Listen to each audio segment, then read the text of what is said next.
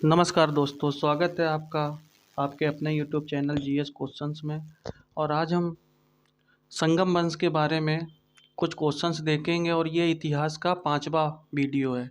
अभी मैं इतिहास में इतने वीडियो बनाऊंगा कि आप अगर ये वीडियो ही देख लेंगे तो आपको पूरी इतिहास की जितनी भी समरी है वो आपको पूरी क्लियर हो जाएगी। और संगम वंश के बारे में आज हम रोचक कहानियाँ और जितनी भी इंटरेस्टिंग कहानियाँ हैं वो भी समझेंगे और जितने भी क्वेश्चन हम बन सकते हैं वो भी हम करेंगे।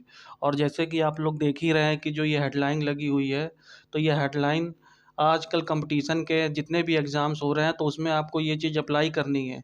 आपको कोई भी एग्ज़ाम देना है और आपका नहीं हो पाया है किसी भी एग्ज़ाम में, तो आपको निराश नहीं होना है।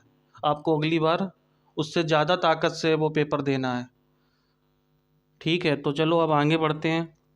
संगम साहित्य के बारे में देखते हैं कि संगम साहित्य क्या है। तो देखो, संगम साहित्य का मतलब क्या है। संगम साहित्य क्या है कि दक्षिण भारत के जितने भी राजा हुए हैं, जितने भी वंश हुए हैं, उनके बारे में जो इतिहास की जानकारी मिलती है वो हमें संगम साहित्य से मिलती है। मतलब जैसे चोल वंश है, चेर वंश है, पांड्य वंश है, और अभी इससे पहले मैंने आपको राष्ट्रकूटों के बारे में बताया है, बादामी के चालुक्य वंश के बारे में बताया है। तो ये सब जितने भी जानकारी है ये संगम साहित्य में ये डिटेल में मिलती है।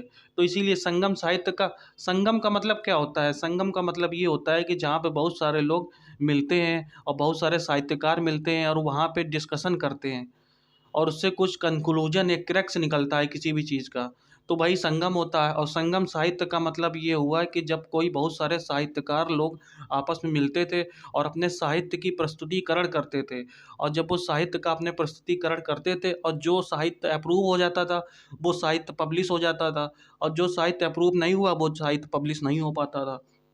तो इस तरह से ये संगम साहित्य है। तो देखो, संगम साहित्य का कितने संगम साहित्य हुए हैं ये पहले समझो। तो संगम साहित्य अभी तक टोटल 3 संगम साहित्य हुए हैं। ठीक है, 3 संगम साहित्य में क्वेश्चन से देखो, पहला क्वेश्चन क्या है कि पहला संगम साहित्य का आयोजन किस शहर में किया गया। तो देखो, टोटल 3 संगम साहित्य अभी तक हुए हैं जिनके बारे में हमें जानकारी मिलती है कि संगम वंश के संगम दक्षिण भारत के राजाओं के बारे में जो जानकारी मिलती है वो हमें संगम साहित्य से मिल रही है। तो टोटल 3 संगम साहित्य हुए हैं। उसमें देखो कि पहला संगम साहित्य, ये क्वेश्चन लिखा हुआ है कि पहला संगम साहित्य का आयोजन किस शहर में किया गया। ठीक है, तो देखो मैं लिख रहा हूँ, आप समझिएगा। पहले संगम साहित्य का जो आयोजन है वो किया गया मथुरा में। ठीक है, ये पहला संगम साहित्य का आयोजन है। ठीक है, इसकी जो अध्यक्षता है वो की थी अगस्त ऋषि ने। ठीक है, तो पहला ये हो गया, पहला संगम साहित्य। दूसरा संगम साहित्य, तो दूसरा संगम साहित्य हुआ था कपाटपुरम में। कपाटपुरम, ठीक है, तो ये कपाटपुरम में हुआ। और इसकी अध्यक्षता किसने की थी, तो इसकी अध्यक्षता भी इसी ने की थी, अगस्त ऋषि ने। ठीक है, तो चलो अब देखो देखो तीसरा देखते हैं, तीसरा संगम साहित्य कब हुआ। तो तीसरा संगम साहित्य हुआ था फिर से मथुरा में, और इसकी अध्यक्षता की थी नकीर ने। रुको, यहाँ लिख दे रहे हैं नकीर। तो ये है, 3 संगम साहित्य हैं। पहला हुआ है मथुरा में, पहला हुआ मथुरा में, दूसरा हुआ कपाटपुरम में, और तीसरा हुआ है फिर से मथुरा में। और इसकी अध्यक्षता किसने की है, अगस्त ऋषि ने। इसकी अध्यक्षता किसने की है, इसकी भी अगस्त ऋषि ने की है, और इसकी की है नक्कीर ने। तो ये देखो, ये 3 चाहे कोई भी चीज़, जैसे जीएस में बहुत सारी चीज़ें होती हैं तो आपको याद करना है चीज़ें, तो ये कैसे याद नहीं होती हैं, ये भी बड़ी समस्या आती है सामने। तो उसमें देखो कि इसके कुछ कोड वर्ड बना लिया करो, ऐसे याद किया करो। तो ये देखो एमए हो गया, तो जैसे एमए है तो एमए से याद कर लो। दूसरा के ए से केरल हो गया मान लो, तो केरल मान लो। और तीसरा अपने आप एम के बाद एन आता है अल्फ़ाबेट में इंग्लिश में, तो इस तरह से याद कर लो। तो ये हो गया, ये इसका पूरी समरी हो गई। ये तो अब देखो, पहले संगम साहित्य का आयोजन किस शहर में किया गया, तो इसकी मथुरा में किया गया है। पहले क्वेश्चन का आंसर ये हो गया। चलो दूसरा क्वेश्चन देखते हैं, पहले संगम साहित्य की अध्यक्षता में किसकी अध्यक्षता में हुआ था।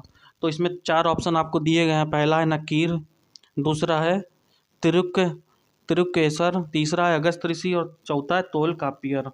तो देखो, मैंने आपको अभी बता दिया है कि संगम साहित्य की अध्यक्षता किसकी अध्यक्षता में हुआ था।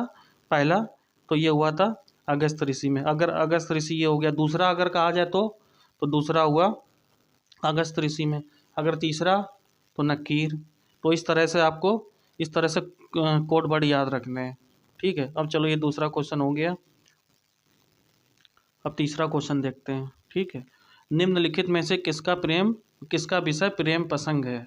तो चार ऑप्शन आपको दिए गए हैं, मणि मेखले, शिल्पाधिकारम दूसरा ऑप्शन है, तीसरा ऑप्शन है जीवक चिंतामणि और चौथा ऑप्शन है कुंडल केसी। तो ये आपको बताना है किसका प्रेम प्रसंग है। तो इसका आंसर है शिल्पाधिकारम। ये देखो बी ऑप्शन इसका सही हो गया है, बी ऑप्शन। देखो अब शिल्पाधिकारम की कहानी सुनो, क्या है शिल्पाधिकारम की कहानी, क्योंकि मैं आपको जितने भी क्वेश्चन कराऊंगा उन्हीं में थ्योरी भी आपको करवाता जाऊंगा, आपको अलग से ज़्यादा पढ़ने की ज़रूरत नहीं है। शिल्पाधिकारम, देखो इसकी कहानी क्या है। तो देखो ये कहानी है कावेरीपट्टम। कावेरीपट्टम एक नगर था। ठीक है, देखो ये कावेरीपट्टम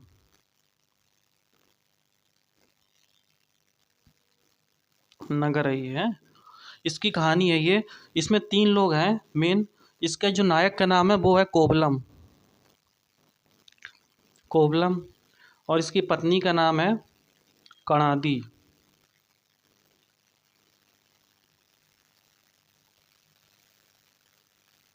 ठीक है, और एक इसमें कैरेक्टर है माधवी।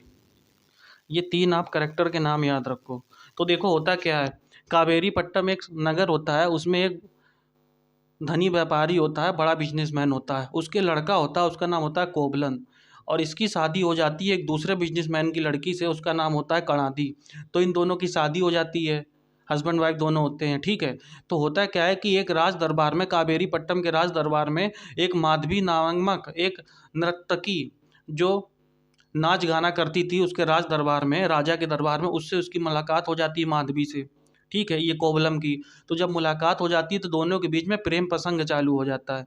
तो जब प्रेम प्रसंग इसके बीच में, इन दोनों के बीच में चालू हो जाता है, तो क्या होता है कि ये उसके ऊपर सारा पैसा जेवर वगैरह सब लुटा देता है और इसके पास कुछ नहीं बचता है कोवलम के पास।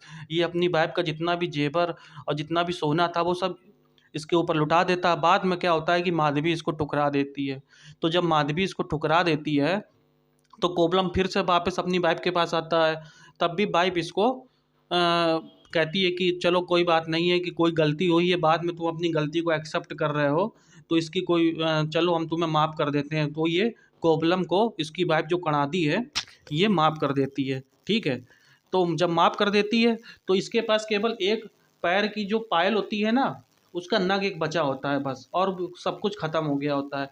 तो ये कहते हैं कि चलो ये ऐसा करो, ये पायल का पूरा जोड़ा रखो आप और इसको बेचना, और बेच बेच के जो भी पैसा मिलेगा उसी से हम लोग जीवन निर्वाह करेंगे, तब तक उसके बाद कुछ दूसरा काम किया जाएगा। तो ये क्या करता है कि दूसरे शहर में चला जाता है।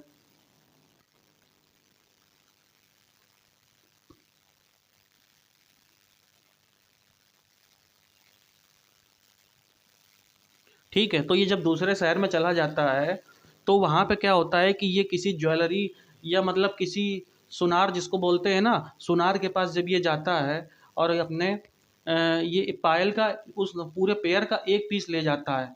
पहले कहता है कि ये पहला एक बेच लूँगा, उसके बाद जब पैसा कुछ आएगा तब फिर दूसरा बेचा जाएगा। तो ये एक बेचने जाता है।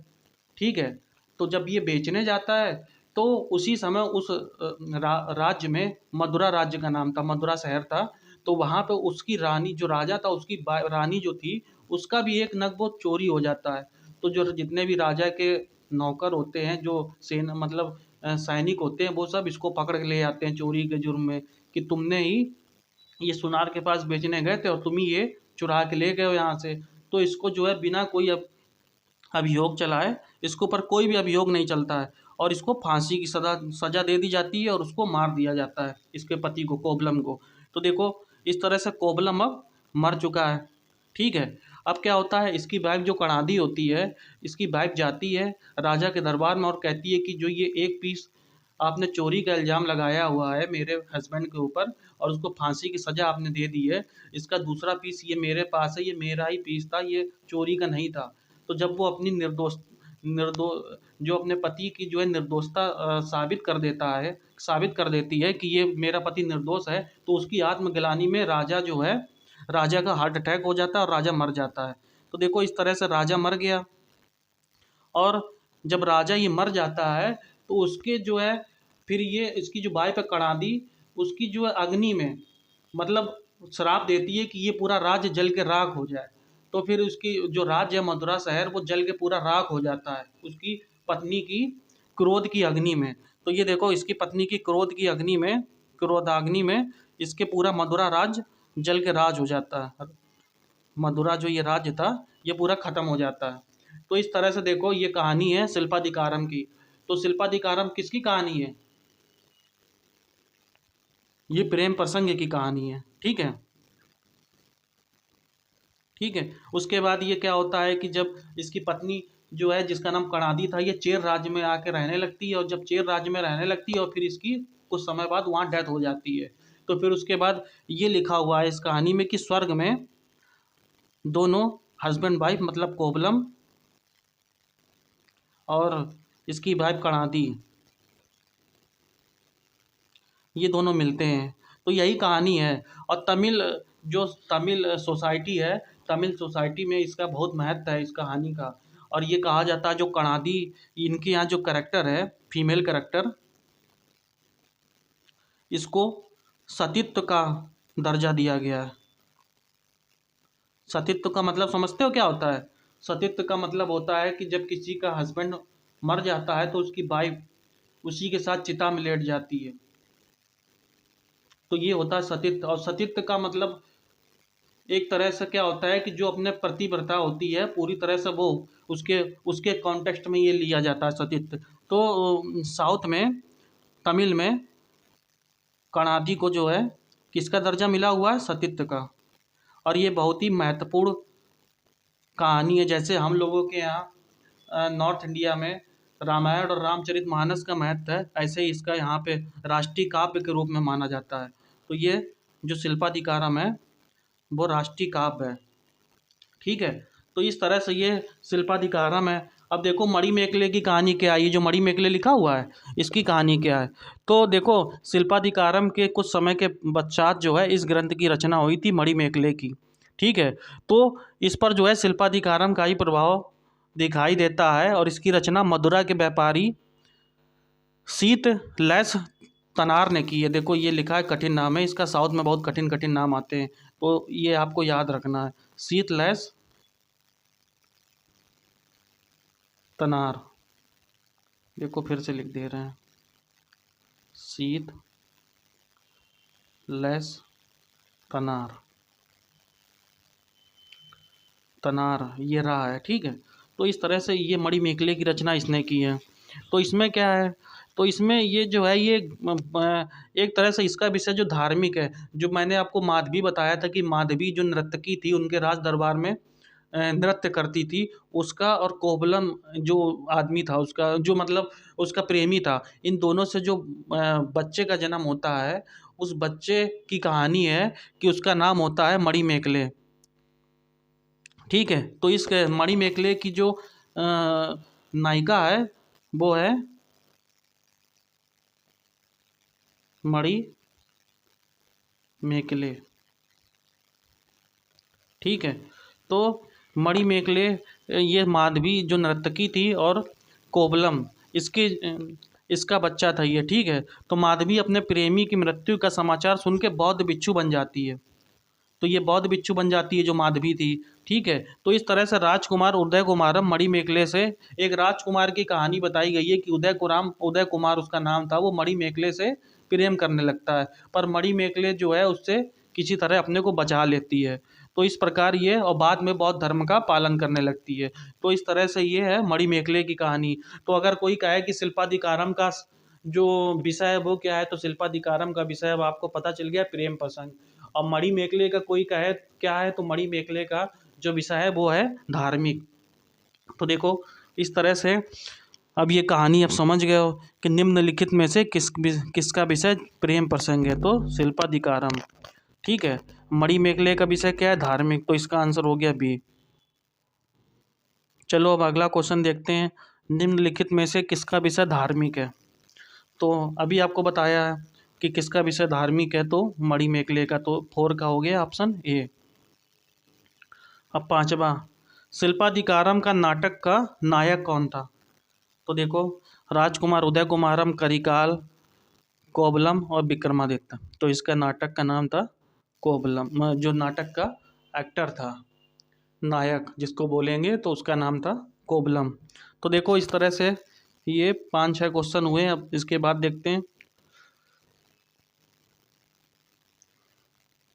अब ये देखो, संगम वंश में 3 राज्यों के बारे में जानकारी मिलते हैं। संगम वंश जो है अति प्राचीन दक्षिण भारत के राज्यों के बारे में जानकारी देता है।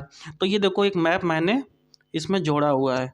तो मैप में ये देखो कि कौन कौन से राज्य हैं। इसका आपको मतलब दिमाग में ये रहना चाहिए कि कौन कौन सा राज्य कहाँ पे था, क्योंकि जब तक दिमाग में पिक्चर नहीं चलेगी ना कि कौन सा राज्य कहाँ पे था, तो उसके बारे में चीज़ें याद नहीं होती हैं। ये चीज़ आप याद रखिएगा। तो ये देखो चोल, चोल है ये, ठीक है, चोल है। उसके बाद ये चेर है, ठीक है, और ये पांड है, ठीक है। तो देखो ये जो पांड राज्य है, ये चोल के, अगर ये डायरेक्शन देखो तो कौन सी डायरेक्शन होगी, इस तरफ होता है दक्षिण और ये पश्चिम हो गया, तो ये दक्षिण पश्चिम डायरेक्शन होगी। और इसके रिस्पेक्ट में अगर कहो पांड राज्य कैसा था, तो ये था दक्षिण पूर्व, ठीक है। तो इस तरह से ये है। अब देखो चोल राज्य की राजधानी कौन सी, तो चोल की राजधानी थी तंजौर, ये याद रखना। पांड की राजधानी क्या थी, ये देखो मदुरई बना हुआ है। और चेर की राजधानी तो कोल्लम, देखो ये कोल्लम, यहाँ लिख के दे रहा हूँ, कोल्लम, ठीक है। तो इस तरह से ये 3 राज्य हैं, तो ये चीज़ें याद रखना। चलो अब आगे बढ़ते हैं, मणिमेखले की नायिका का नाम क्या है। तो पहला है ऑप्शन माधवी। तो माधवी का तो आपको कैरेक्टर समझ में आ गया है, ये कोवलम जिस राज्य में रहता था उस राज्य में ये नर्तकी थी, ठीक है। मणिमेखले, तो मणिमेखले इसका ऑप्शन होगा। मणिमेखले की नायिका, साहित्य की जो रचना थी उसका जो नायिका थी वो मणिमेखले थी। चलो अब आगे देखते हैं, ये देखो ये भी एक मैंने बनाया हुआ है, तो इसको भी समझो। देखो ये चोल राज्य है, ठीक है, ये पांड राज्य है, ये चेर राज्य है। ये सब चीज़ें दिमाग में बैठाना, कोई भी एग्ज़ाम में होगा, चाहे यूपी टेट का एग्ज़ाम हो जाए, चाहे कोई भी एग्ज़ाम देखना, वनडे एग्ज़ाम, लेखपाल का एग्ज़ाम हो, तो ये सीधे सीधे आएगा। ये पल्लव वंश है, पल्लव भी मैं अभी आगे पढ़ाऊँगा आपको। तो ये पल्लव है। तो ये देखो प्रमुख संगम साहित्य ये लिखे हुए हैं। एक तोलकाप्पियम है, एक ये तोलकाप्पियम किस तरह का ग्रंथ है, जैसे व्याकरण, हिंदी व्याकरण का ग्रंथ होता है, तो इसी तरह से तोलकाप्पियम जो ग्रंथ है तमिल व्याकरण का ग्रंथ है। तो ये तमिल व्याकरण है, तमिल व्याकरण है, ठीक है। तो ये शिल्पाधिकारम प्रेम प्रसंग की रचना है। मणिमेखले भी आप समझ गए हो। जीवक चिंतामणि, तो जीवक चिंतामणि भी, जीवक चिंतामणि जो रचना है, ये भी जो है संगम काल के बहुत बाद की रचना है। और इसका जो इसको किसने लिखा है, तो एक जैन भिक्षु था, उसका नाम था तुरुक देवर, ठीक है, ये इसका नाम था, तो उसने ये लिखा हुआ है। तो ये क्या कहता है कि एक नायक की कहानी है जो शांति और युद्ध दोनों में निपुण है, ठीक है। मतलब वो एक प्रकार से धार्मिक कार्य भी करता है और युद्ध में भी वो बहुत निपुण है। तो इस तरह से ये जीवक चिंतामणि की कहानी है। तो युवावस्था में वो इसके बारे में लिखा हुआ है कि जो जिसकी कहानी है, तो युवावस्था में बहुत अनेक साहसपूर्ण कार्य करता है, ठीक है। प्रारंभ में वो एक विशाल साम्राज्य का स्वामी बन जाता है और प्रत्येक सैनिक अभियान में वह अपने लिए एक एक रानी लाता है। इस प्रकार उसकी 8 पत्नियों के साथ आनंद वो करता है। तो इस तरह से ये सब कहानी लिखी गई। होता क्या है कि कोई भी साहित्य लिखा जाएगा ना, तो वो साहित्य थोड़ा ना थोड़ा बढ़ा चढ़ा के भी लिखते हैं। अपने समय के बारे में ये लोग सोचते हैं कि अभी बढ़ा चढ़ा के लिखेंगे तो बाद में जो आने वाली पीढ़ी पढ़ेगी तो उसको ये लगेगा कि कितने महान लोग थे। तो इस तरह से ये लोग अपने राज्य के बारे में बढ़ा चढ़ा के भी लिखते थे। तो इस तरह से ये जीवक चिंतामणि है। ठीक है, और भी हैं जैसे कुछ साहित्य है। तो एक है पुत्र पातु है ना, एतु तोके है। तो इस तरह से ये है। चलो अब आगे बढ़ते हैं, आगे देखते हैं। चोल राजवंश की राजधानी इनमें से कौन थी? मदुरा है, कांची है, तंजौर है, बादामी है। तो अभी मैंने बताया कि चोल राजवंश की राजधानी थी तंजौर। इसका सी ऑप्शन हो गया। ठीक है, चलो अब 8वां क्वेश्चन देखते हैं। चेर राजवंश की राजधानी इनमें से कौन थी?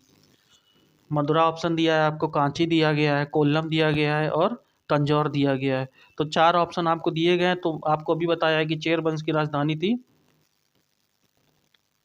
कोल्लम। तो इसका सी ऑप्शन हो गया। चलो अब अगला क्वेश्चन देखते हैं, 9वां क्वेश्चन। पांड राजवंश के बारे में क्या सही है, ये आपको बताना है। तो पहला स्टेटमेंट है संगम साहित्य से पांड वंश की जानकारी मिलती है। ठीक है, तो ये भी स्टेटमेंट सही है।